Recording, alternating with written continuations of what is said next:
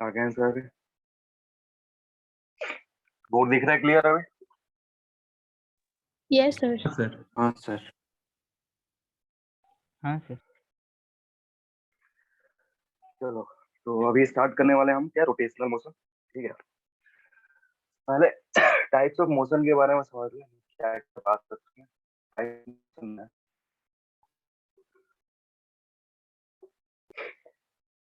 Pressure motion पढ़ा है हमने। ठीक है, ट्रांसलेशन में क्या हो रहा था, बॉडी को क्या क्या करते हैं, बॉडी पे अगर फोर्स अप्लाई करते हो वो एक प्लेस से दूसरे प्लेस में एक एक जगह से दूसरे जगह पे क्या होता है, ट्रांसलेट होता है।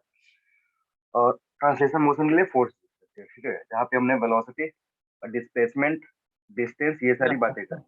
काट कट के आ रहा है सर। आपका वीडियो भी ब्लर आ क्या रहा रहा है। है? इंटरनेट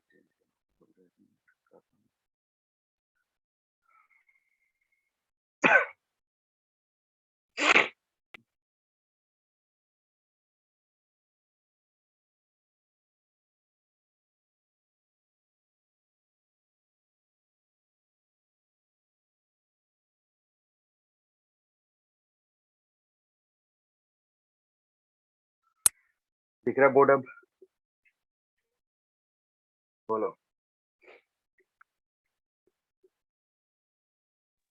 हाँ सर, दिख रहा है। तो ट्रांसलेशन हो गया, रोटेशन हो गया, और नेक्स्ट है कंबाइंड। Translation and rotation.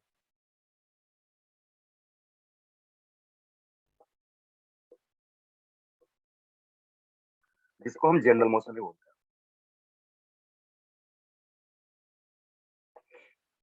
ठीक है सर बोर्ड बोर्ड पूरा ब्लर आ रहा है, फिर से स्टार्ट कीजिए एक बार, इंटरनेट स्लो है आपका। रुक जाओ, मैंने इसलिए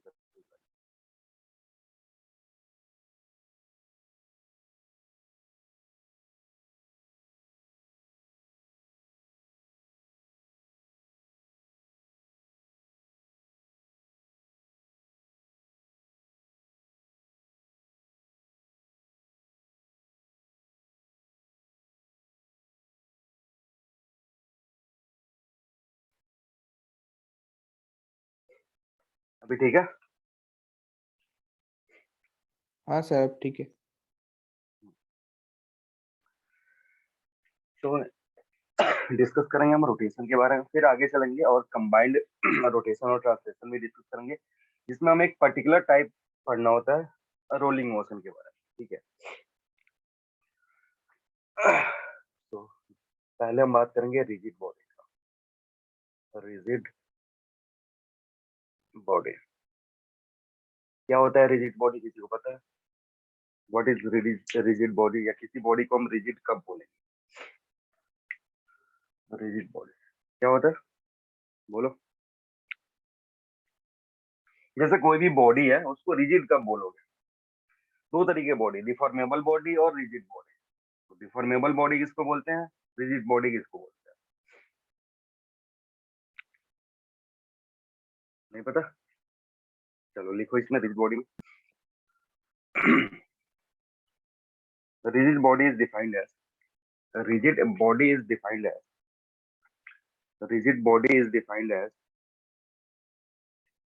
system of particles. A rigid body is defined as system of particles in which in which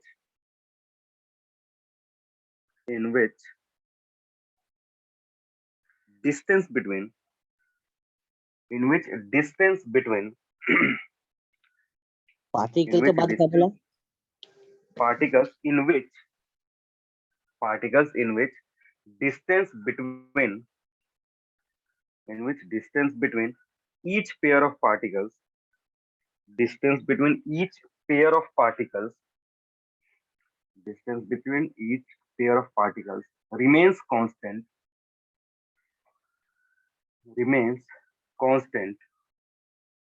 with respect to time remains constant with respect to time with with respect to time. That means that means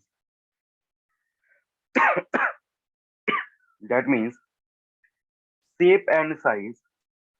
That means shape and size shape and size of the body shape and size of the body remains constant. Shape and size of the body remains constant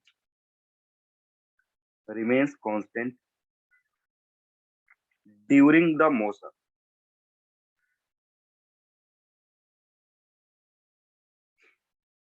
ठीक है, shape and size क्या होगा उसका, constant रहेगा। किसी भी दो particle का अगर पेयर लोगे, जैसे एक सिस्टम बनाया तुमने और उसमें किसी भी दो पार्टिकल्स का तुम पेयर बना रहे हो और उनके बीच का डिस्टेंस टाइम के साथ कांस्टेंट रह रहा है, then that system is known as what, rigid body. समझ में आ रही है बात? जैसे अगर मैं बात करूं, ये एक बॉडी है, इसको हमने अटैच करके रखा है स्प्रिंग से, अगर इसको मूव कर रहा है, सर रिमेंस कांस्टेंट के बाद और कुछ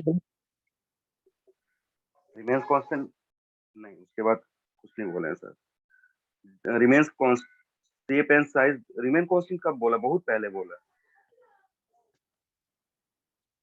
shape and size do not change या रिमेन्स कांस्टेंट बोला, क्या बोला एक बार, तुम कहाँ पे हो वो बताऊंगा। Shape and size of the Remains body remains during the constant motion. during the motion. during the हाँ, remains constant during the motion. इतना पीछे कैसे चल रहा? नेटवर्क बेकार है क्या तुम्हारा या मेरा बेकार है? मेरी आवाज सबको नहीं सुनाई सर, दे रही है? आपकी अभी हाँ सर, आपका इंटरनेट ठीक सही है है। आपका। अभी सही है ना?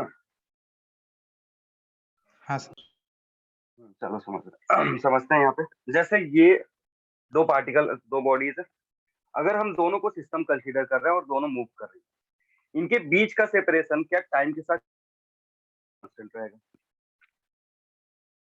अगर चेंज ये होगा। मूव कर रहा है, ये मूव कर रहा है, ये मूव कर रहा है, दोनों अगर चलना शुरू कर रहा है, इसको तुम एक सिस्टम कंसीडर कर रहे हो, तो टाइम के साथ इनके बीच का जो सेपरेशन है वो कांस्टेंट रहेगा या वेरी करेगा? कांस्टेंट रहेगा।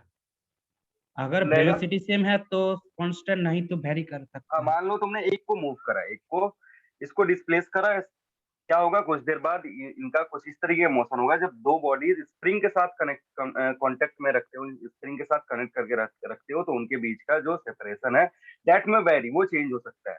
तो अगर इसको एक साथ सिस्टम कंसीडर करोगे तो आप इसको रिजिड बॉडी नहीं बोल सकते हो, ठीक है, क्योंकि इसके बीच का सेपरेशन क्या होगा, डिपेंड करेगा इस पे फोर्सेस कैसे लग रही है, मोशन इसका किस तरीके का हो रहा है। सारी बात समझ में? तुमने क्या करा, बहुत सारे पार्टिकल्स का एक सिस्टम लिया, जैसे ये बॉडी है, बहुत सारे पार्टिकल्स है, ठीक है, किसी भी दो पेयर के बीच का हम डिस्टेंस ले रहे हैं, किसी भी दो पेयर के बीच का डिस्टेंस ले रहे हैं, और टाइम के साथ वो अगर डिस्टेंस वेरी नहीं कर रहा है, टाइम के साथ अगर ये सिस्टम मान लो अभी 5 मीटर ये दूरी पे है दोनों पार्टिकल्स, टाइम के साथ इसको बैठ के तुम देख रहे हो कि इसके बीच का डिस्टेंस कितना है, इसके बीच का डिस्टेंस कितना है, अगर ये हमेशा 5 मीटर के बराबर है तो तुम इसको क्या बोलोगे कि ये जो दोनों सिस्टम है they will form rigid body. सारी बात समझ में? मतलब बॉडी का डिफॉर्मेशन नहीं होना चाहिए, बॉडी का अगर शेप एंड साइज कांस्टेंट रह रहा है तो उसको रिजिड मोशन की कैटेगरी में रखते हैं, ठीक है। इसको मैथमेटिकली शो कैसे करते हैं, जैसे किसी भी सिस्टम को अगर शो करना है कि वो रिजिड बॉडी है कि नहीं है, तो हम क्या करते हैं, उस पे दो पार्टिकल्स देते हैं। जैसे मान लो ये एक तुम्हारा बॉडी है, बॉडी किससे मिलके बना होगा, बहुत सारे पार्टिकल से मिलके बना होगा बॉडी। तो यहाँ पे हमने दो पार्टिकल को देखा, एक पार्टिकल ये, एक दूसरा पार्टिकल ये अभी कुछ देर के लिए इधर की तरफ मूव कर रहा है, मान लो v1 वेलोसिटी से, और ये पार्टिकल इधर की तरफ चल रहा है v2 से, ठीक है। अब समझना, इसको कब हम रिजिड बॉडी बोलेंगे। रिजिड बॉडी बोलने के लिए सबसे पहले क्या करेंगे, इनको ज्वाइन करेंगे, तो इन दोनों को हमने क्या करा, ज्वाइन करा, समझो। अब ये जो लेंथ है ना, ये टाइम के साथ क्या होना चाहिए, कांस्टेंट होना चाहिए। अगर ये रिजिड बॉडी है तो टाइम के साथ ये जो लेंथ है ये क्या होना चाहिए, सेम होना चाहिए, कांस्टेंट होना चाहिए, है या ना? हाँ सर। बोलो, यस सर। होना चाहिए। तो इसके अलोंग जो भी वेलोसिटी होगा, इसके अलोंग इसकी वेलोसिटी और इसके अलोंग इसकी वेलोसिटी, उसका अगर रिलेटिव वेलोसिटी निकालोगे तो क्या होना चाहिए, जीरो होना चाहिए। इस लाइन के अलोंग इसका वेलोसिटी निकालेंगे, इस लाइन के अलोंग इस पार्टिकल का वेलोसिटी निकालेंगे, फिर इस लाइन के अलोंग इन दोनों का रिलेटिव वेलोसिटी कैलकुलेट करेंगे। अगर वो रिलेटिव वेलोसिटी 0 होगा तो इनके बीच का सेपरेशन हमेशा कांस्टेंट रहेगा। आ रही बात समझ में? अगर रिलेटिव वेलोसिटी नॉन जीरो होगा तब ये दोनों एक दूसरे के एक दूसरे के रेस्पेक्ट में मूव करेंगे, एक दूसरे के रेस्पेक्ट में इनका सेपरेशन या तो घट सकता है या तो बढ़ सकता है।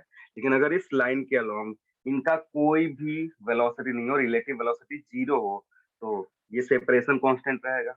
हाँ या ना? समझ में आ रहा है बात क्या बोल रहे हैं?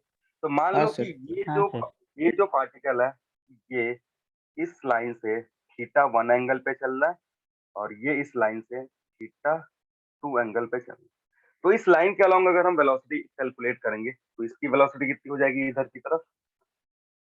v1 cos थीटा 1 होगा। इसका एक कंपोनेंट हमने किधर लिया? इधर लिया। कितना होगा? v1 cos theta 1। कोई बोल सकता है सर आप इधर क्यों ले रहे हो, ये इधर होना चाहिए। ले सकते हो, ये थीटा 1 है, वो अपने आप जाएगा उधर चला जाएगा। यार थीटा 1 पुट करोगे नेगेटिव साइन बाहर निकल के आएगा, तुमको पता चल जाएगा ये उधर की तरफ है। समझ में आ रहा है? अब बात करते हैं इसकी अगर v2 का कंपोनेंट देखोगे तो it will be how much? v2 cos theta 2 होगा इतना। हाँ सर। अब ये रिलेटिव मोशन, इसका रिलेटिव मोशन इसके रेस्पेक्ट में देख लो या इसका रिलेटिव मोशन इसके रेस्पेक्ट में देख लो, तो यहाँ से पता क्या चलना चाहिए? अगर इन ये दोनों की वैल्यू सेम है, क्या है? अगर तुम्हारे पास अगर दोनों की वैल्यू सेम है तब तुम क्या बोल सकते हो?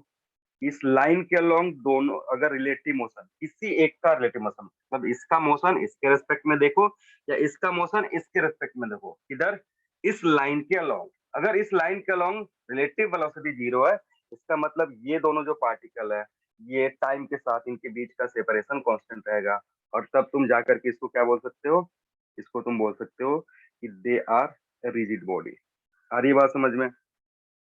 तो यहाँ पे if this body is rigid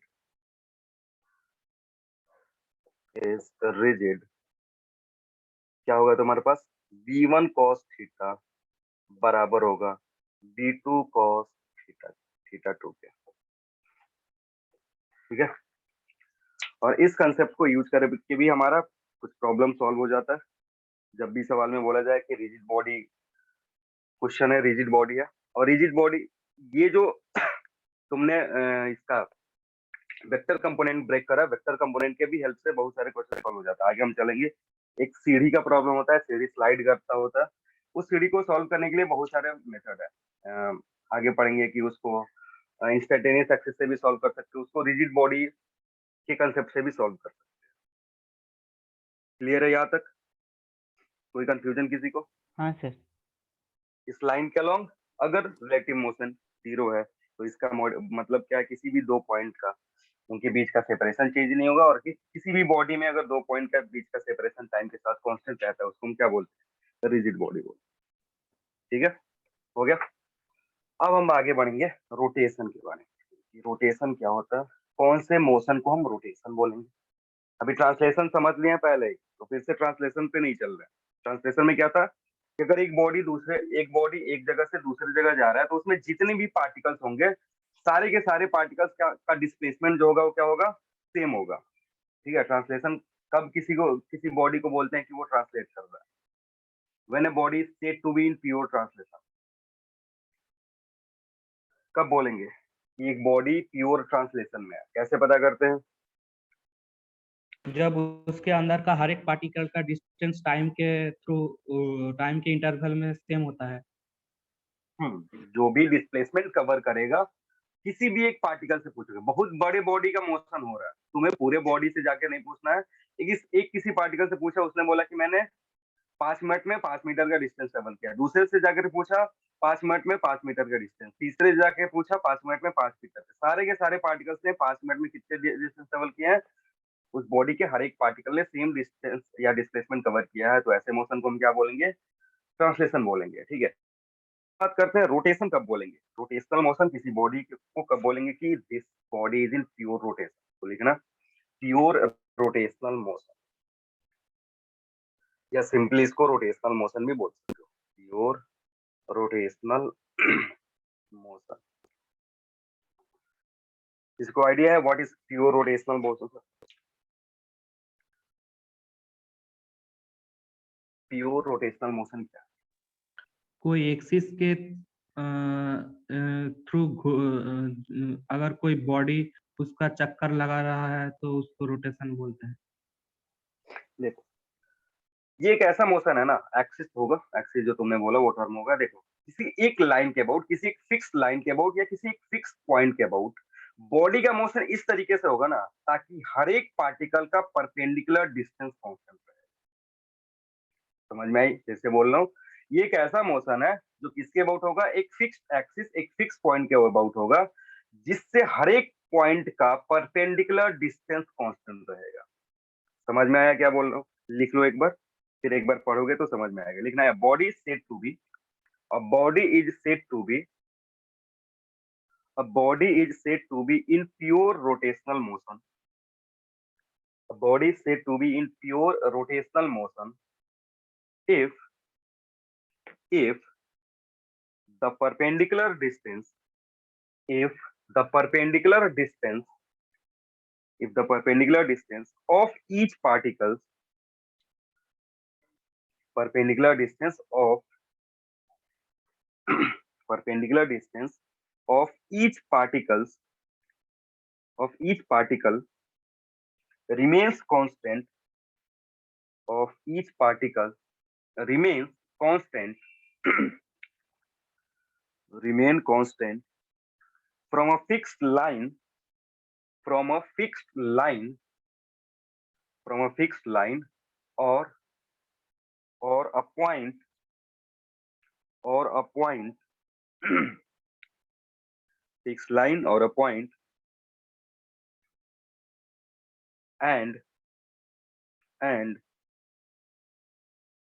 and do not move parallel, and do not move parallel, and do not move parallel and do not move parallel to this line,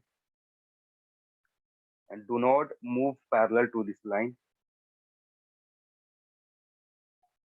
do not move parallel to this line, full stop. This line is known as, this line is known as, this line is known as axis of rotation. This line is known as axis of rotation. This line is known as axis of rotation. समझना क्या है? ये एक body है तुम्हारे पास,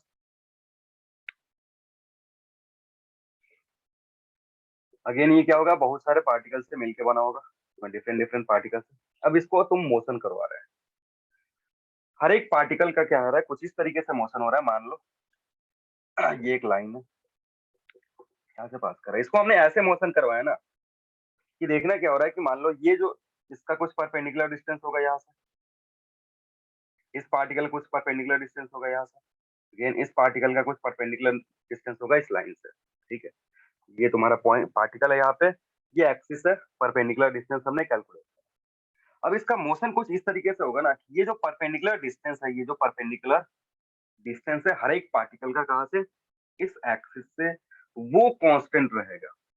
समझ में आ रही है बात? मतलब पार्टिकल का ये तुम्हारा एक्सिस है, पार्टिकल पहले यहाँ था, मूव करके यहाँ चला गया, तो अभी भी जो परपेंडिकुलर डिस्टेंस था वो ये था, मूव करके यहाँ पे आया, ऐसे मूव करके यहाँ पे आया, तो ये परपेंडिकुलर डिस्टेंस है। अब परपेंडिकुलर डिस्टेंस सेम रखने का एक और भी तरीका होता है कि इसके ऐसे पैरेलल मूव कर ले। अगर ऐसे मूव कर रहा है तो भी तो परपेंडिकुलर डिस्टेंस सेम है ना, तो देखना होगा इसमें लिखा हुआ है कि do not move parallel to the axis. इस एक्सिस के पार्टिकल का मोशन ऐसे पैरेलल नहीं होना चाहिए। मोशन किस तरीके का होना चाहिए कि हर एक पार्टिकल इस तरीके से मूव करे, हर एक पार्टिकल इस तरीके से मूव करे कि अगर परपेंडिकुलर डिस्टेंस तुम मेजर करो तो दैट रिमेन्स कांस्टेंट। ठीक है, वो हमेशा क्या होना चाहिए, कांस्टेंट होना चाहिए। और एक रिस्ट्रिक्शन क्या है कि ऐसा नहीं हो कि तुम मोशन क्या कर रहे हो, इस लाइन के पैरेलल कर दे रहे हो। क्लियर है सबको what is pure rotational motion? Rotational motion क्या होगा, रोटेशनल मोशन अगर डिफाइन करना है सबसे पहले तुमको क्या चाहिए, एक पॉइंट चाहिए, और उस पॉइंट से एक लाइन पास करवाएंगे, that line is known an axis, of rotation, क्योंकि उसी लाइन के अबाउट क्या होगा, बॉडी रोटेट कर रहा होगा या पार्टिकल्स रोटेट कर रहा होगा। समझ में आ गया? तो अगर बोला जाए रोटेशन मोशन, कोई ऐसे बोल रहा है rotational motion, a body is rotating just, तो अगर वो ऐसे बोल रहा है कि अ बॉडी इज रोटेटिंग, तो तुम्हें क्या पूछना होगा, किस लाइन के अबाउट, किस एक्सिस के अबाउट। वो जरूरी होता है जब भी सवाल आएगा या this is rotating about in own axis, या rod is rotating about one of its end, वो बता करके रखेगा कि रोटेशन किसके अबाउट हो रहा है, किस एक्सिस के अबाउट हो रहा है। क्योंकि अगर एक्सिस डिफाइन नहीं करोगे तो फिर जो रोटेशन है उसका कंप्लीट इंफॉर्मेशन तुमको नहीं मिलेगा। जैसे अगर बस बोल दिया body is rotating, find its kinetic energy, या फाइंड इट्स कोई भी किसी भी तरीके का, जैसे मोमेंटम हो गया, एंगुलर मोमेंटम हो गया, पूछ लिया body is rotating, find its angular momentum, तो तुम नहीं बता पाओगे। इंपॉर्टेंट क्या है कि बॉडी किसके अबाउट रोटेट कर रहा है, किस लाइन के अबाउट रोटेट कर रहा है, या फिर एक्सिस ऑफ रोटेशन क्या है। तो एक्सिस ऑफ रोटेशन जो होता है रोटेशन मोशन, रोटेशनल मोशन के लिए क्या है, बहुत ही इंपॉर्टेंट है। क्लियर है? ट्रांसलेशन जब पढ़ रहे थे वहां पे क्या इंपॉर्टेंट था तुम्हारे लिए, जब हमने ट्रांसलेशन पढ़ा था तो वहां पे क्या इंपॉर्टेंट था, रेफरेंस पॉइंट। कोई भी चीज अगर तुम्हें बतानी होती थी तो कैसे बताते थे, अगर डिस्टेंस बताना होता था तुम इनिशियल पोजीशन फाइनल पोजीशन पूछते थे तुम, तो इनिशियल पोजीशन और फाइनल पोजीशन किसके रेस्पेक्ट में बताते थे, ओरिजिन के रेस्पेक्ट में। वैसे यहाँ पे क्या इंपॉर्टेंट है, एक्सिस ऑफ रोटेशन इंपॉर्टेंट है।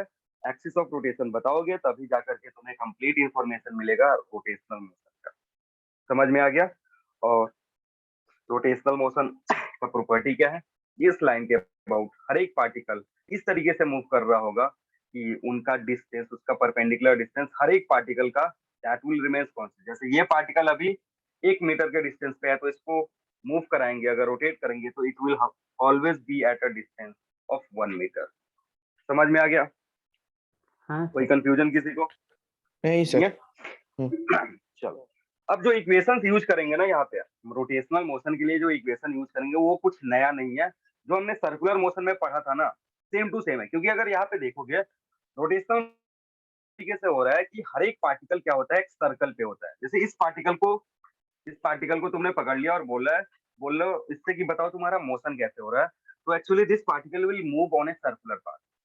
कोई भी बॉडी अगर एक पॉइंट एक्सिस के अबाउट रोटेट कर रहा है, तो किसी भी पार्टिकल से जाकर ये पूछोगे तो हर एक पार्टिकल क्या कहेगा कि मैं कौन से मोशन में हूँ, सर्कुलर मोशन में हूँ। क्या बोलेगा? Circular motion. किसी भी पार्टिकल से पूछोगे, इस पार्टिकल को पूछो सर्कुलर मोशन, इससे पूछो सर्कुलर मोशन, इससे पूछो सर्कुलर मोशन। रेडियस क्या हो सकता है? अलग अलग हो सकता है। ठीक है? रेडियस अगर अलग अलग है तो वेलोसिटी हर एक पार्टिकल का क्या होगा, अलग अलग होगा, क्योंकि v इज इक्वल टू क्या होता है, ओमेगा आर। ठीक है ना? प्रीवियस जो भी हमारा सर्कुलर मोशन था उसमें हमने पढ़ा है कि अगर ओमेगा से रोटेशन हो रहा है तो वेलोसिटी कैसे निकालते हैं, v इक्वल टू ओमेगा से। हर एक पार्टिकल अगर ओमेगा से घूम रहा है तो वेलोसिटी कैसे पता चलेगी, रेडियस पता करो, वेलोसिटी बता सकते हो। समझ में आ रही है बात? तो यहाँ पे क्या करना होगा तुम्हें, देखोगे कि हर एक पार्टिकल सर्कुलर मोशन कर रहा है, सर्कुलर मोशन कर रहा है, तो कुछ नया नहीं होगा। जो भी कंसेप्ट हमने सर्कुलर मोशन में यूज करा है वो कंसेप्ट यहाँ भी यूज होगा। नेक्स्ट जब आगे बढ़ोगे तुम एनर्जी निकालने के लिए, जैसे काइनेटिक एनर्जी निकालने को बोले, या फिर तुमसे अगर बोला जाए कि इस पे किस टाइप के फोर्सेस लग रहे हैं ताकि ये रोटेट करेगा, तो वहां से तुम्हारे पास आता है टॉर्क। जो टॉर्क के बारे में हम डिटेल में डिस्कस करेंगे कि इसको मूव करने के लिए तुमको फोर्स ही नहीं चाहिए, फोर्स के साथ साथ कुछ ऐसा क्राइटेरिया चाहिए कि वो इस बॉडी से इंटरेक्शन होगा तभी जाकर के ये रोटेट करेगा। एक पर्टिकुलर डायरेक्शन होना चाहिए, एक पर्टिकुलर डिस्टेंस होना चाहिए उस फोर्स का, तब जाकर के इसको तुम रोटेशन या प्योर रोटेशन दे सकते। क्लियर है? ये तो ऐसा नहीं है कि फोर्स है हमारे पास हम बॉडी को रोटेट करवा देंगे, कभी कभी फोर्स होते हुए भी बॉडी का रोटेशन पॉसिबल नहीं है। ठीक है? तो लिखना, एक सवाल लिख लो, angular velocity of a wheel, angular velocity of a wheel, angular velocity of a wheel, angular velocity of a wheel rotating about,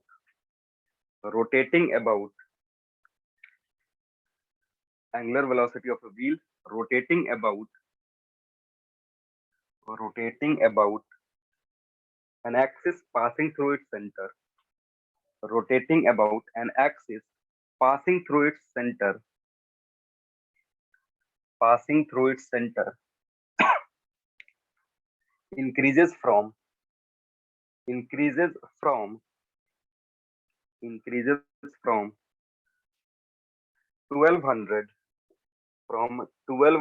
to 4500 RPM, increases from 1200 to 4500 RPM in 10 seconds. In 10 seconds. In 10 seconds.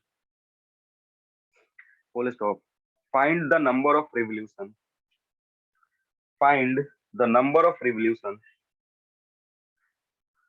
Find the number of revolutions made during this time by the wheel. Find the number of revolutions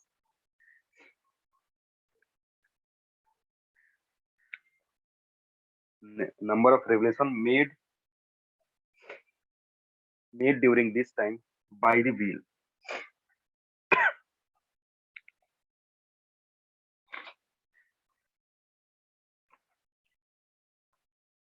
sir made during this time By the wheel.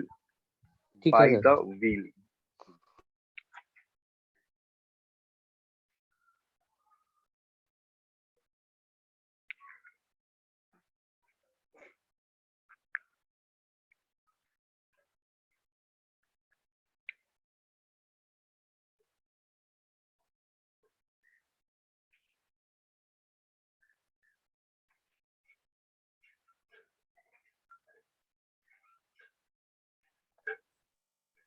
So can you repeat the question? Angular velocity of a wheel. Angular velocity of a wheel rotating about an axis passing through its center increases from 1200 to 4500 RPM. Increases from 1200 to 4500 RPM in 10 seconds. Find the number of revolution. Find the number of revolution made. Find the number of revolution made during this time by the wheel.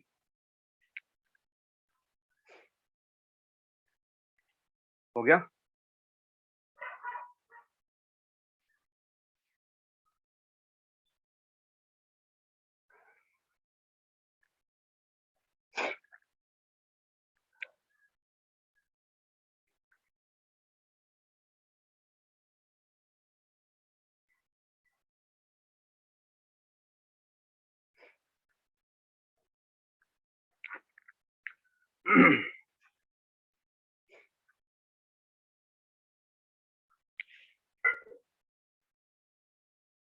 Sir 55 revolutions 55 बार एक बार फिर से check कर लो. RPM दिया हुआ है या फिर RPS दिया हुआ है, वो एक बार चेक कर लेना, उधर गलती ना हो.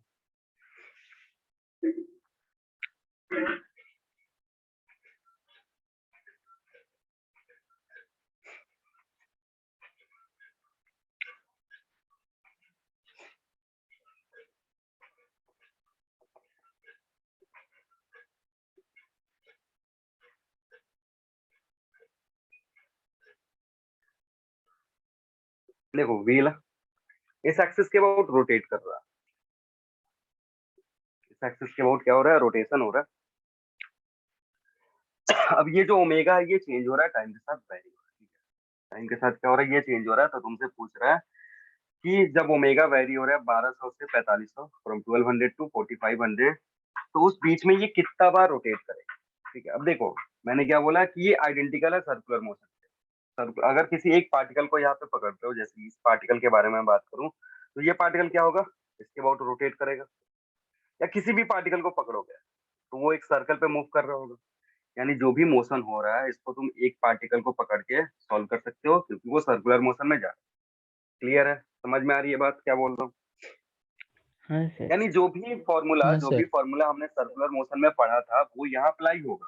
जो भी फॉर्मूला हमने बोला था सर 475 475. ठीक है, सर्कुलर मोशन में अगर तुमको याद होगा तो मैंने एक फॉर्मूला बताया था, या वो एनालोगस करके बताया था कि हमने जो भी डेफिनेशन यूज कर, जैसे v is equal to u plus at के लिए हम क्या यूज करते हैं, ये ट्रांसलेशन में यूज करते थे। और सर्कुलर मोशन के लिए क्या यूज करें, सर्कुलर ओमेगा मोशन इज या इक्वल फिर टू ओमेगा रोटेशन में भी omega is equal to omega not plus plus alpha T. Alpha T. Alpha T, ठीक है। जहाँ ओमेगा नॉट और अल्फा के बारे में तुमको पता है, तो ट्रांसलेशन में हम ये यूज करते थे। या फिर s is equal to U T plus half AT square. Half AT square. यहाँ पे क्या होता था, theta theta is equal equals to to omega not theta T is equal to omega not plus T half alpha T plus square. Half alpha T square. ठीक है। और third formula क्या था, B square is equal to U square plus plus 2as। इधर क्या हो जाता था, omega square omega naught square plus omega naught square plus alpha 2 theta. Alpha theta. ठीक है। ये कब यूज करते हैं, ये यूज करते हैं जब a इज कांस्टेंट। इधर कब यूज करते हैं, जब अल्फा कांस्टेंट हो, ठीक है ना। और जब नहीं कांस्टेंट होता है तो डिफरेंशिएशन इंटीग्रेशन की जरूरत हमें पड़ती है। तो ये सारे ट्रांसलेशन में यूज होंगे, ये सारे के सारे क्या होंगे, सर्कुलर मोशन या फिर रोटेशन में यूज कर सकते हो तुम। अब यहाँ पे देखो, तुम्हें थीटा निकालना है, टाइम का फंक्शन दिया हुआ है, थीटा कैलकुलेट करना है, कौन किसका फंक्शन दिया हुआ है, टाइम का फंक्शन दिया हुआ है। तो तुम इसमें से कौन सा फॉर्मूला यूज करो। अब थीटा निकालने के लिए हमारे पास दो फॉर्मूला, ये और ये। तो सेकंड इसमें वाला से कौन सा यूज कर सकते हो, कौन सा, थर्ड वाला सॉरी थर्ड वाला। थर्ड वाले देखो, कोई भी यूज करोगे, इन दोनों में से कोई भी यूज कर सकते हो। उसके लिए तुम्हें अल्फा कैलकुलेट करने की जरूरत हाँ सर, है। इन दोनों में से तुम, चलिए पहले वाला चाहिए। हाँ, अल्फा कैलकुलेट करना पड़ेगा। अब अल्फा कहाँ से कैलकुलेट होगा, चलिए यहाँ से कैलकुलेट पहले होगा। वाला से। क्या दिया हुआ है, अल्फा कैलकुलेट होगा 45 100 माइनस 1200 डिवाइडेड बाई कितना 10। बोलो कितना आ जाएगा ये। सर वो तो आरपीएम में है और ये तो 10 सेकंड हो गया, वो तो डायमेंशन ये उसको सर कर देना, बाई डिवाइड कर 60 देना, करके फिर 10। तो बाई 60 अगर कर देता हूँ, काम बन जाएगा। हाँ मिनट में सर, कन्वर्ट हो गया, हाँ कर सर। दिया ना, ये मिनट में कन्वर्ट हो गया। तो जो तुम्हारा अल्फा आएगा that will directly come in minute, वो सीधे क्या आ जाएगा, मिनट में आ जाएगा। तब तुमको दो बार कन्वर्ट करने की जरूरत नहीं पड़ेगी, क्योंकि फिर इसको कन्वर्ट करके इसमें पुट करोगे ना, तो ये चूंकि आरपीएम में है, फिर उसको सेकंड में कन्वर्ट करना पड़ेगा, इसलिए मैं इसको मिनट में ही रख रहा हूँ। समझ में आ गई बात, बोलो हाँ किसी सर। कोई दिक्कत। हाँ सर। तो this will come as, I think ये 11/2 आ रहा होगा, आ रहा है सबका 11/2। 11/2 रेवोल्यूशन पर मिनट स्क्वायर या सेकंड स्क्वायर, पर मिनट स्क्वायर, ठीक है।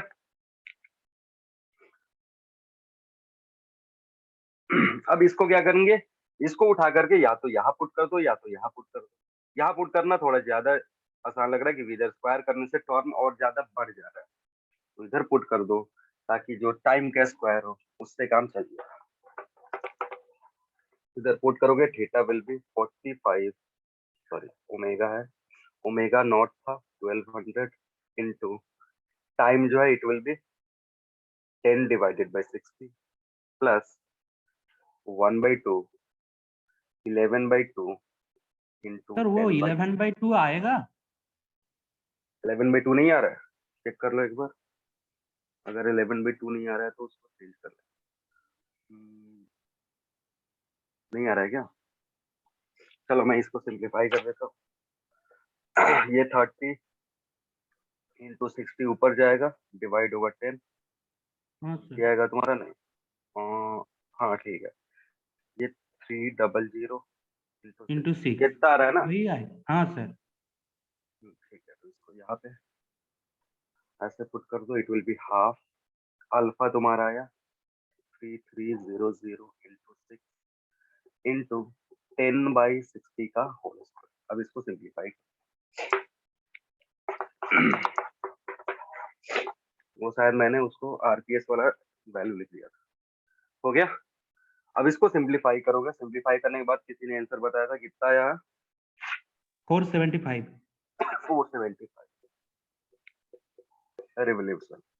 मैंने सर वो लास्ट वाला से कहा था, U square is equal to से। हाँ लास्ट वाले से भी करोगे उससे भी हो जाएगा, सेम चीज है, लास्ट वाले से करो। मेन इंपॉर्टेंट यहाँ क्या है, अल्फा निकालना। अल्फा निकाल करके इक्वेशन नंबर 2 में पुट करो या 3 में पुट करो। अब जिसमें थोड़ा सा कैलकुलेशन कम रहेगा, इसलिए मैंने क्यों करा, क्योंकि उसमें तुमने देखा 12 इसका स्क्वायर करना पड़ेगा, फिर इसका स्क्वायर करना तो पड़ेगा। Sir a plus alpha plus beta into alpha minus beta से कर दिए। हाँ, उससे करोगे हो जाएगा। समझ में आया सबको? हाँ सर। चलो अब देखो, यहाँ पे बॉडी क्या हो रहा है, मोशन में है, ठीक है, रोटेशनल मोशन है, बॉडी क्या हो रहा है, मोशन हो रहा है, मोशन के चलते एक एनर्जी आती है जिसको हम क्या बोलते हैं, काइनेटिक एनर्जी बोलते हैं, ठीक है। अब ट्रांसलेशन के लिए हमने काइनेटिक एनर्जी निकाल के रखी, जो भी ट्रांसलेशन है उसके लिए हमने क्या करके रखा है, काइनेटिक एनर्जी निकाल के रखा है। कोई भी बॉडी अगर जिसका मास m है, अगर वो v स्पीड से चल रहा है तो उसका काइनेटिक एनर्जी कितना होता है, हाफ mv², ठीक है।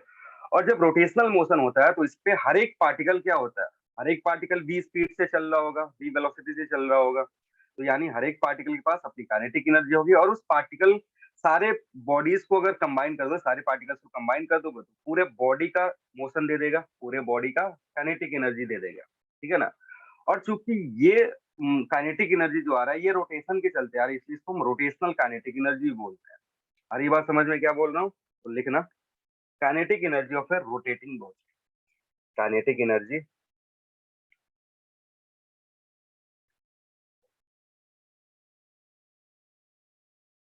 Of a rotating body.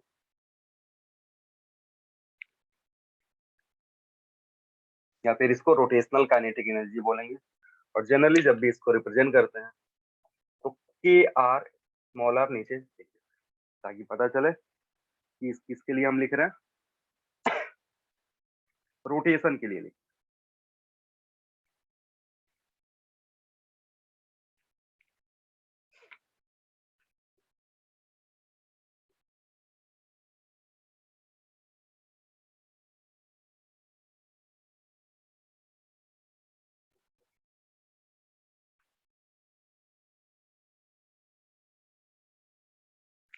ये बॉडी है, इस लाइन के अबाउट ओमेगा, ये तुम्हारा एक्सिस ऑफ रोटेशन,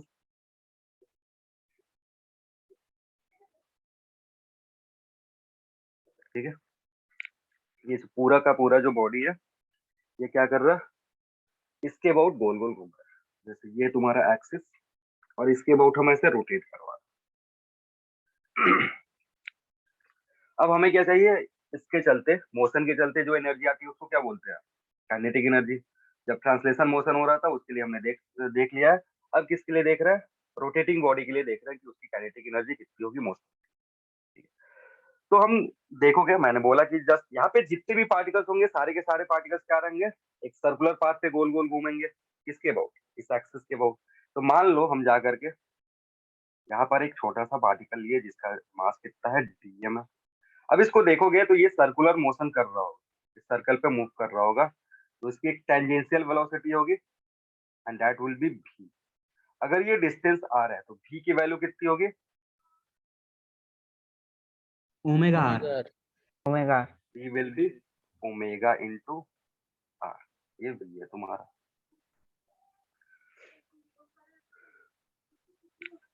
समझ में आ रहा है? एक पार्टिकल का हम देख रहे हैं, एक पार्टिकल जो होगा किसी भी स्टैंड पे उसको पकड़ोगे तो उसकी एक टेंजेंशियल वेलोसिटी होगी, टेंजेंशियल वेलोसिटी की value v is equal to omega. ये सारी चीजें पहले ही बता चुके हैं। अब इस छोटे से एलिमेंट का, इस छोटे से एलिमेंट का अगर काइनेटिक एनर्जी तुमको जानना है, अगर इस छोटे का से एलिमेंट का काइनेटिक एनर्जी जानना है तो तुम क्या करोगे, फॉर्मूला यूज करोगे। तो kinetic energy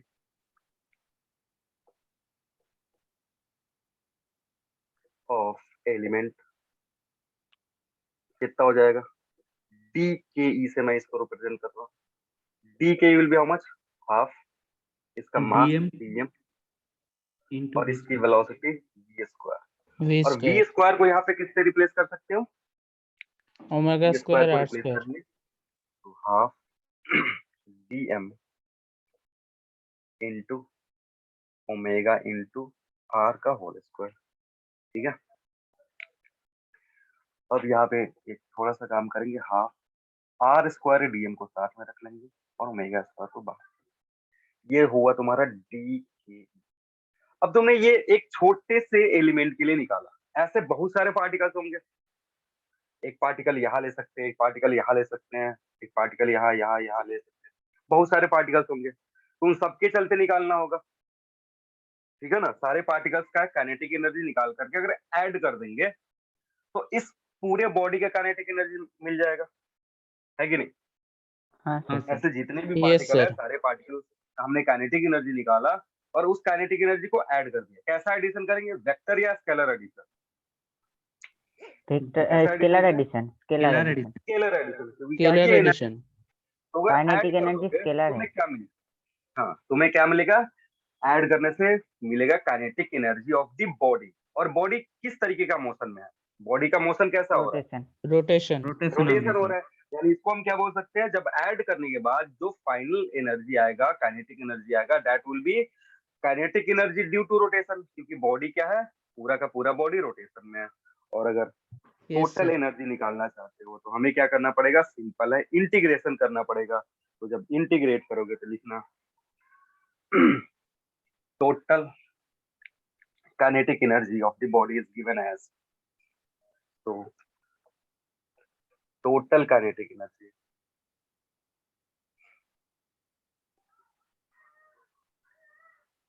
is given as ke is equal to integration of dke, और dke हमने निकाला, that is integration of half r square dm omega square।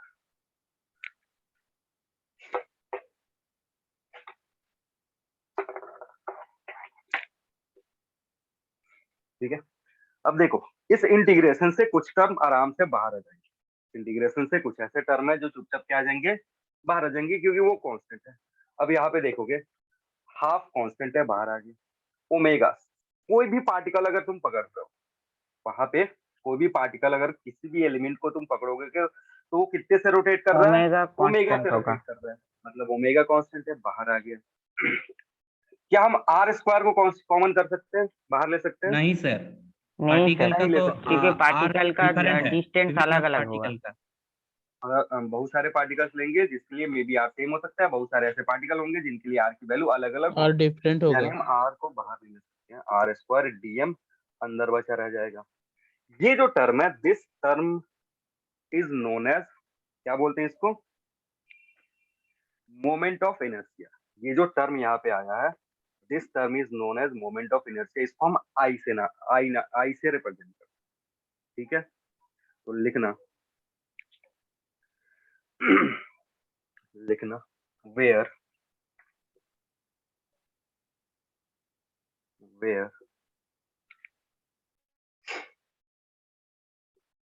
r square dm, integration r square dm is known as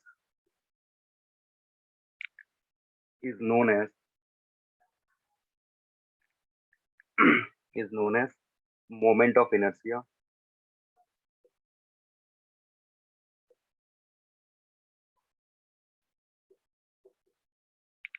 moment of inertia of the given body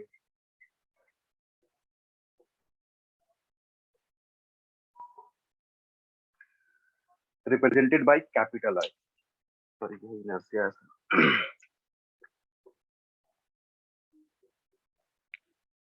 where r square dm is moment of inertia of the given body, and it is represented by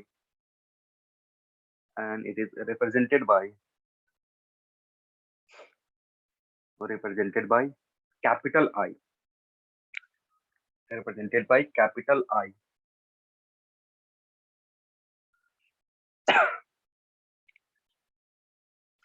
So kinetic energy is equal to kinetic energy rotation is equal to half I omega square, जहाँ I को अभी just हमने देखा, where I is equal to क्या है, integration of r square dm के बराबर है। अब कुछ स्पेशल बॉडीज होते हैं जिनके लिए हम I कैलकुलेट कर सकते हैं डेफिनेट एक्सिस के अबाउट, तो इसके लिए हम I याद ही कर लेते हैं। I अब हमें कब मिला, जब हम काइनेटिक एनर्जी निकालने की कोशिश कर रहे थे, रोटेशनल काइनेटिक एनर्जी निकालने की कोशिश कर रहे थे, तो ये टर्म हमारे पास आया। ये टर्म जो हमारे पास आया, इसको हमने नाम क्या दिया, मोमेंट ऑफ इनर्शिया। आई से रिप्रेजेंट करते हैं या पुट करते हैं। अब देखोगे तो ये this equation is analogous to half mv square. ये इक्वेशन जो है ये किसके एनालोगस है? काइनेटिक एनर्जी जब हमने ट्रांसलेशन में देखा था तो क्या आया था, हाफ mv स्क्वायर। ठीक है, क्योंकि ये ट्रांसलेशन है, यहाँ पे वेलोसिटी आ रही है। रोटेशन है, रोटेशन में क्या आ रहा है, एंगुलर वेलोसिटी आ रहा है, हाफ तो नंबर है। अब यहाँ मास है, यहाँ पे क्या आ रहा है, आई आ रहा है। मोमेंट ठीक है। Of inertia. तो ये जो आई है, this is analogous to mass. I जो है मास के एनालोगस है, मतलब मास के जैसा है। ठीक है, तो मास के बारे में हमने पढ़ा था कि मास क्या प्रोड्यूस करता है, इनर्शिया प्रोड्यूस करता है। कैसा inertia?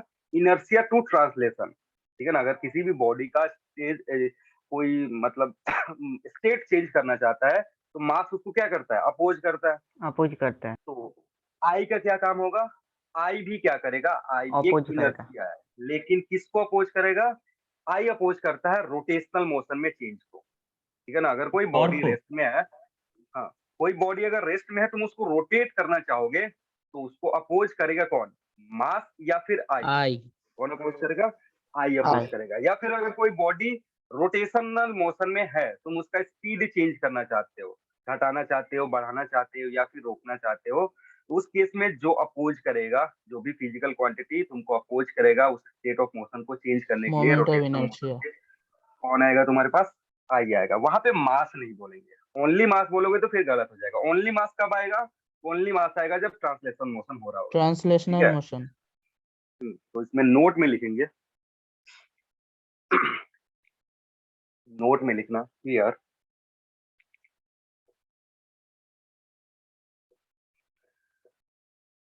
I is analogous to. Analogous मतलब समझते हो ना, उसी के जैसे काम करता है। हाँ उसी सर। के जैसे।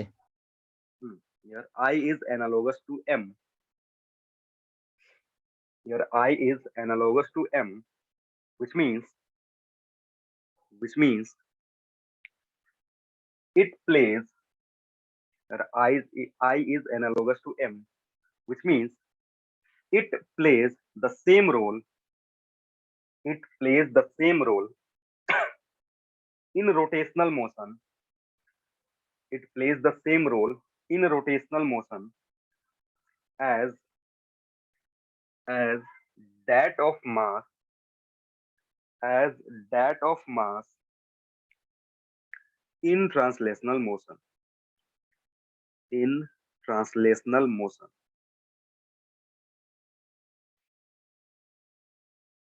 That is inertia, that is inertia to the rotational motion, that is inertia to the rotational motion. Inertia to the rotational motion is due to is due to is due to is due to moment of inertia, is due to moment of inertia, is due to moment of inertia of the given body, moment of inertia of a given body.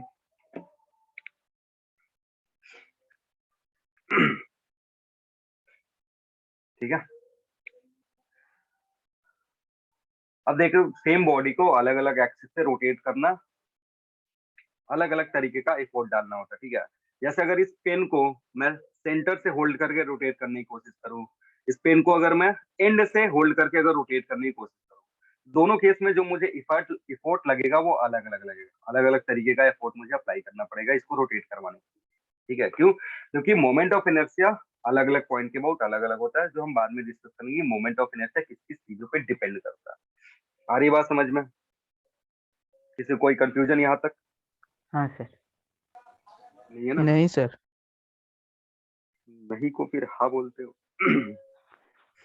नहीं sir, मैंने next sir heading पहले वाला का बोला। अच्छा, पहले वाले का जवाब। नेक्स्ट हेडिंग हमारा मोमेंट ऑफ इनर्शिया, जो कि हम डिटेल में discuss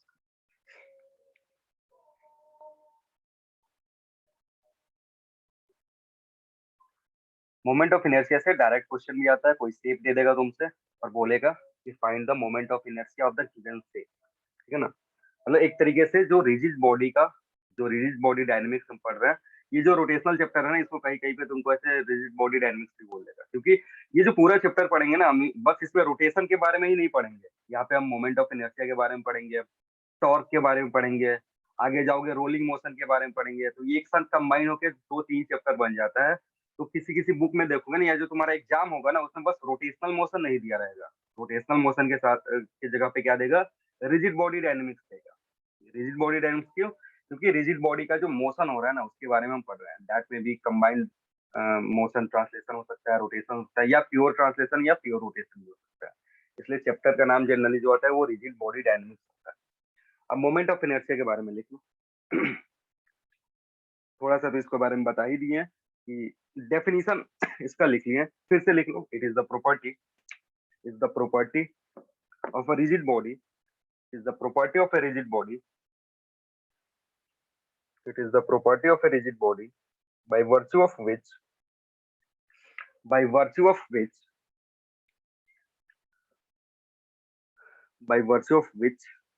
it opposes by virtue of which it opposes So it is the in property of rigid body. rigid body by virtue of which by virtue of which it opposes by virtue of which it opposes change in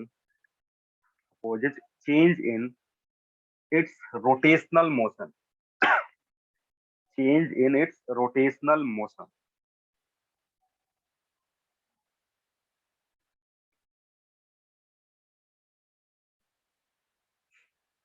ठीक है, लिखना।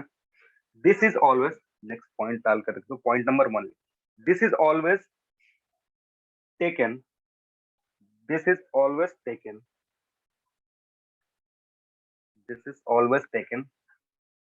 with respect to a given axis. This is always taken with respect to a given axis. Given axis of rotation. This is always taken with respect to a given axis of rotation. अब ये important इसलिए है क्योंकि जब भी moment of inertia तुमको बताएगा ना, तो ऐसे ही नहीं बोल देगा moment of inertia of this body is this much. वो क्या बताएगा, उसके साथ में एक एक्सिस भी बता करके रखेगा। ठीक है, जैसे अगर मैं डिस्क का मोमेंट ऑफ इनर्शिया बता रहा हूँ या रिंग का मोमेंट ऑफ इनर्शिया बताऊंगा, तो मैं बोलूंगा कि ये मोमेंट ऑफ इनर्शिया किधर से है, about the axis which is passing through the centre and perpendicular to the plane of ring. जब भी जैसे हम बोलते हैं ना कि रिंग का, बहुत सारे लोगों को पता होगा कि रिंग का मोमेंट ऑफ इनर्शिया कितना होता है, बोलो। अगर रिंग का मास m है, रेडियस r है, तो रिंग का मोमेंट ऑफ इनर्शिया कितना होता है, नहीं पता है क्या? अब आज सब एकदम चुप हो गए, किसी को नहीं पता। mr स्क्वायर रिंग का कितना होता है, I for ring is mr square. लेकिन किसके अबाउट? जब भी mr स्क्वायर बोलते हैं, इसका मतलब ये है कि अगर ये तुम्हारा रिंग है, तो हम इस एक्सिस के बारे में बात कर रहे हैं। रिंग जो रोटेट करेगा, इस एक्सिस के अबाउट रोटेट करेगा, तो उसका मोमेंट ऑफ इनर्शिया कितना लेंगे, mr स्क्वायर लेंगे। मतलब कभी भी मोमेंट ऑफ इनर्शिया तुमको देगा या तुमसे पूछेगा, तो एक एक्सिस बता करके या एक्सिस का इंफॉर्मेशन दे करके तुमसे पूछेगा या फिर बताएगा। समझ में आ रही है बात? क्लियर है? हाँ सर। तो एक्सिस Yes, यहाँ पे इंपॉर्टेंट है। नेक्स्ट लिखेंगे moment of inertia, point wise. Point number 2 लिखना, moment of inertia depends on, moment of inertia depends on, moment of inertia depends on axis of rotation.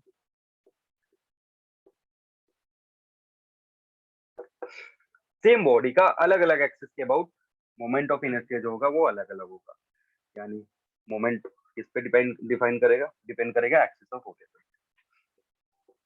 B, shape and size of the body.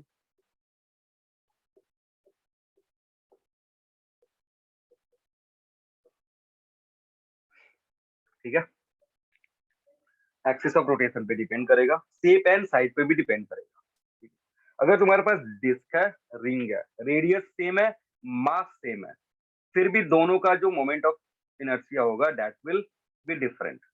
Mass same ले लो, radius same ले लो, तो भी उनका क्या होगा, जो मोमेंट ऑफ इनर्शिया होगा that will be different about a given axis.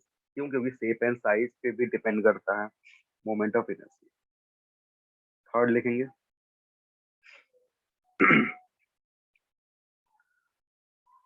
सी में लिखेंगे mass distribution. Mass distribution, mass distribution और density of material. Mass distribution और density of material. Mass distribution और density of material of the given body.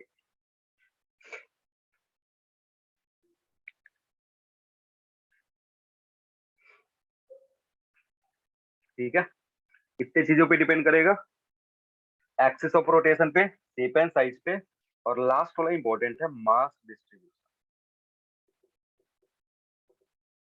और mass distribution का मतलब होता है डेंसिटी।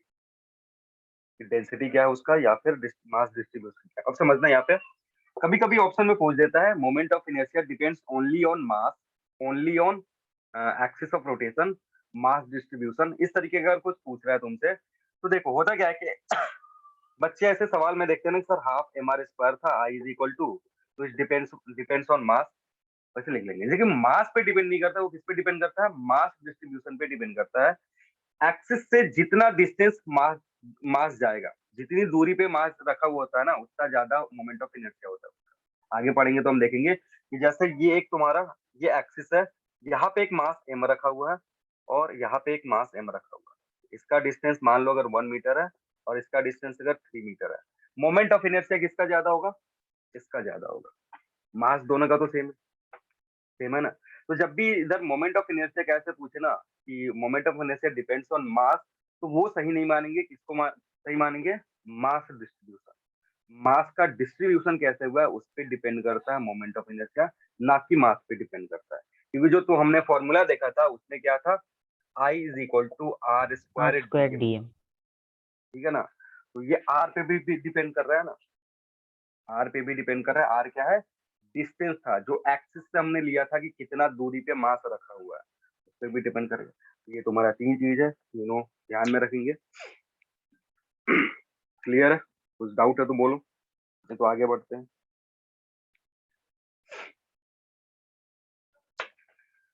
नहीं है किसी कोई दिक्कत, जल्दी से इसका यूनिट बता दो। यूनिट क्या होगा, unit of moment of inertia. kg metre square. Unit क्या होगा इसका, लिख लो, unit of moment of inertia.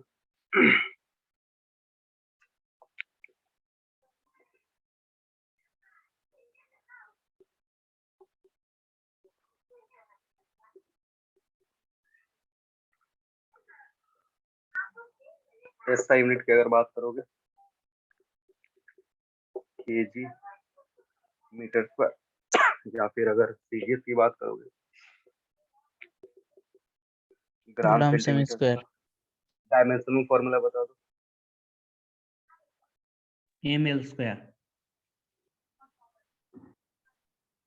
Dimensional formula क्या होगा, C0।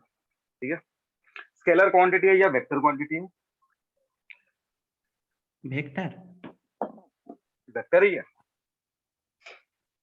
कैसा ना। क्वांटिटी है, एक तरीके से देख सकते हो, half I omega square kinetic energy. Kinetic energy कैसे आ रहा है, तो ये क्या होना चाहिए, स्केलर वेक्टर। स्केलर।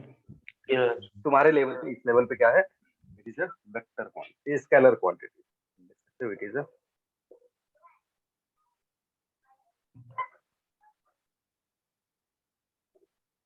आगे जाते हैं, हायर क्लासेस पढ़ते हैं, तो इसको हम टेंसर फॉर्म में रिप्रेजेंट करते हैं, क्योंकि एक पॉइंट पे अलग अलग डायरेक्शन में किसी भी बॉडी का अलग अलग मोमेंट ऑफ इनर्शिया। मैंने एक्सिस के बारे में बताया, अगर इस हॉरिजॉन्टल एक्सिस के अबाउट देख रहे हो, वर्टिकल एक्सिस के अबाउट देखोगे या दूसरे एक्सिस के अबाउट देखोगे तो मोमेंट ऑफ इनर्शिया अलग अलग होता है। इसको हम टेंसर फॉर्म में रिप्रेजेंट करते हैं, मैट्रिक्स के फॉर्म में रिप्रेजेंट करते हैं।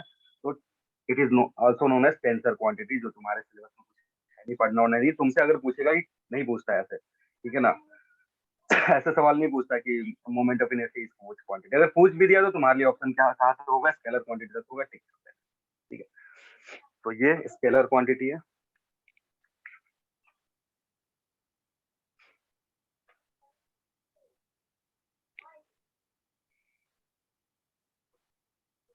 टाइम बचा? एक मिनट नहीं देखो, सर। टाइम बचा होगा तो ठीक है। फिर बाकी का जो चीज है, पॉइंट मास के चलते हैं मोमेंट ऑफ इनर्शिया कितना होगा, रिंग, डिस्क या कोई भी इंपॉर्टेंट शेप जिसके लिए हमें डायरेक्ट याद रखना है, उसके बारे में हम मोमेंट ऑफ इनर्शिया डिस्कस करेंगे, लेकिन वो डिस्कस करेंगे अगले क्लास में। उसके बाद बात करेंगे एक और टर्म का जिसको बोलते हैं रेडियस ऑफ जाइरेशन। सर एक क्वेश्चन भेजा था सर। बोलो बोलो, क्वेश्चन पूछ लो, कौन सा क्वेश्चन है? सर वो ग्रुप में दिया, मैं वो नीट चाहिए। कोई सॉल्व नहीं करा है क्या? किसी से सर नहीं हो एक पा रहा सॉल्व हो गया, है? बट आगे नहीं।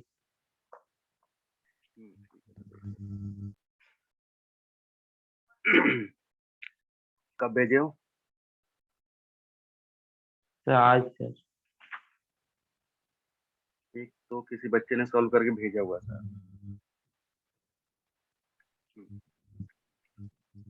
कौन सा सॉल्व करके भेजा हुआ?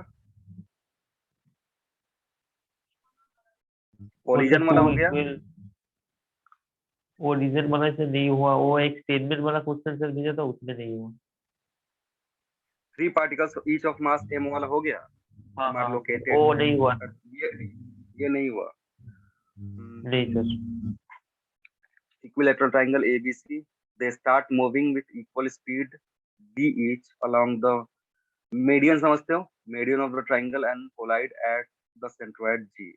After the collision, A comes to rest and B retraces its path along GB. Then C. इसमें क्या दिक्कत आ रहा है तुमको? बोर्ड दिख रहा या रुका हुआ है? बोर्ड पॉज है? नहीं सर, रुका हुआ है सर। रुका हुआ है।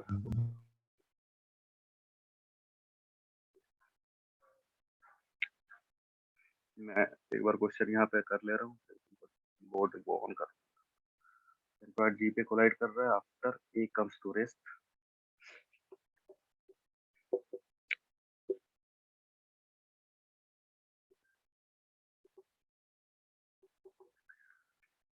and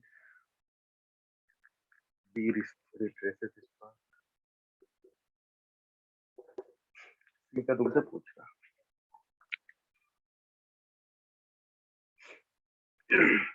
ऐसा कुछ सिनेरियो, ये इधर चल के आ रहा, ये इधर चल के आ रहा और ये इधर चल के आ रहा, ऐसा है ना?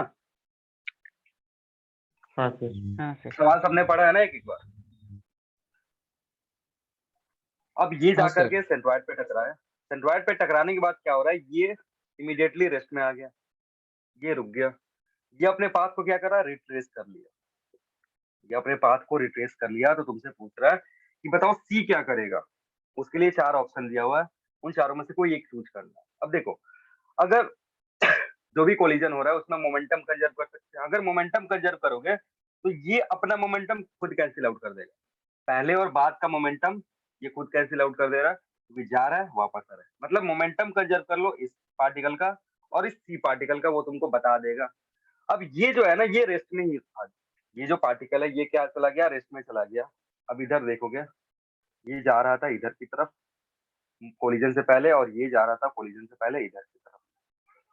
तो अगर इसकी वेलोसिटी देखोगे, ये वी आई इसका, सी का, और ये वी आई ए का, टकराने के बाद इसकी जो वेलोसिटी है वी जे ए, वो कितना आ गया, 0 हो गया। या वी फाइनल, इसको मैं लिखा, वी फाइनल जो है ए का वो कितना आ गया, रेस्ट में आ गया। तुम्हें बताना है वी फाइनल ऑफ सी कितना होगा। समझ में आ रही है बात? तो मोमेंटम, मोमेंटम किसका, तुम्हारा मास, यहाँ पे लिख दो मास ऑफ ए, कुछ होगा अगर आइडेंटिकल है तो सबका मास सेम होगा, तो mass of A V I A plus mass of A V F या F वाला अभी C के लिए लिख लो, मास ऑफ C VIC बराबर होना चाहिए मास ऑफ E का तो काम खत्म, C VF, यही होगा। B हाँ के लिए सर। क्यों नहीं लिख रहा हूँ मैं, B के लिए क्यों नहीं लिख रहा हूँ, वो तो सर जीरो हो क्योंकि चुका यहाँ पे मैंने है, वो कैंसिल आउट कर दिया कैंसिल सर। आउट कर रहा है। हाँ वो खुद कैंसिल आउट कर देगा। इधर अगर B लिखते हो, इधर B लिखोगे और इधर B लिखोगे, वो एक दूसरे को कैंसिल आउट कर देंगे। तो तुम्हें सिंप्लीफाई किसको करना है, इन दोनों को सिंप्लीफाई करना है, काम खत्म। क्लियर है, समझ में आ रहा है। अगर आइडेंटिकल दिया हुआ है तो कैंसिल आउट हो जाएगा। अगर आइडेंटिकल दिया हुआ है तो VFC जो होगा it will be VI vector plus VIC vector, यही होगा। VFC वेक्टर किसके बराबर होगा, दिस प्लस दिस के बराबर, मास आइडेंटिकल है, कैंसिल आउट हो गया, यही बचा।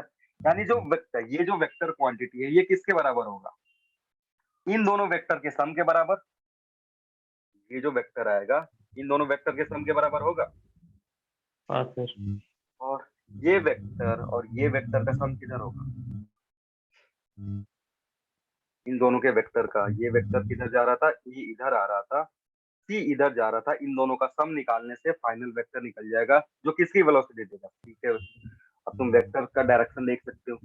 वो जो नेमिंग दिया उस पर एक बार नेमिंग देख लो, वो कौन सा पॉइंट था, शायद सेंटर वाला पॉइंट अगर वो है तो OB के अलोंग, OA के अलोंग, OC के अलोंग, ये शायद सारी चीजें तुमको बता करके रखा है। दिक्कत नहीं। ओ ठीक है सर। समझ में आ गया। हाँ सर। और कोई डाउट, और कुछ था कि हो गया, बोलो जल्दी। और किसी को कुछ डाउट है? नहीं सर। चलो फिर नहीं है तो मिलते हैं नेक्स्ट क्लास में, मॉड्यूल करते रहो और डाउट ऐसे भेजते रहो ग्रुप में। मिलते हैं नेक्स्ट क्लास में। Thank you everyone. Thank you sir. Thank you, sir. Thank you, sir.